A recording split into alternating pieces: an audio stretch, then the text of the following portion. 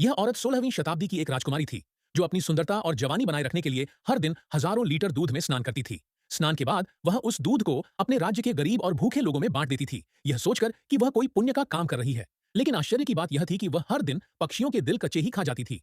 अगर उसके राज्य में कोई उससे ज्यादा सुंदर होती, तो उसे तुरंत कालकोठरी डंगोनन में कैद कर दिया जाता था। असल में यह रानी हजारों साल पुरानी थी। जब भी उसे लगता कि उसके चेहरे पर झुर्रियां आ रही हैं या वह बूढ़ी हो रही है, तो वह अपनी जादुई शक्तियों से किसी युवा लड़की की सुंदरता और जवानी चुरा लेती थी, ताकि खुद फिर से जवान और खूबसूरत बन सके। लेकिन फिर भी वह कभी उतनी सुंदर नहीं हो पाती थी जितना वह चाहती थी। और सबसे हैरान कर देने वाली बात यह थी कि उसके पास एक जादुई आईना था जो उसका गुलाम था। वह आईने से पूछती, क्या मेरे राज्य में कोई मुझसे ज्यादा सुंदर है? आईना जवाब देता, जब से तुम्हारे राज्य की सच्ची राजकुमारी स्नो व्हाइट, जो कि तुम्हारे कालकोठरी में बंद है, जवान हो चुकी है, अब कोई भी तुमसे ज्यादा सुंदर है। यह सुनकर रानी गुस्से से पागल हो गई। वह तभी और सुंदर बन सकती थी जब वह उस लड़की का दिल खा लेती। इसलिए रानी ने अपने भाई को आदेश दिया कि वह स्नो व्हाइट का दिल ला कर दे।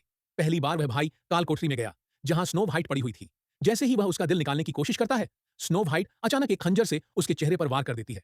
उस मौके का फायदा उठाकर वह जेल से भाग निकलती है। यह पहला मौका था जब उसने उस अंधेरी कैद से बाहर कदम रखा था। भाग दो देखने के लिए लाइक करें, सब्सक्राइब करें और मेरे चैनल पर जाएं।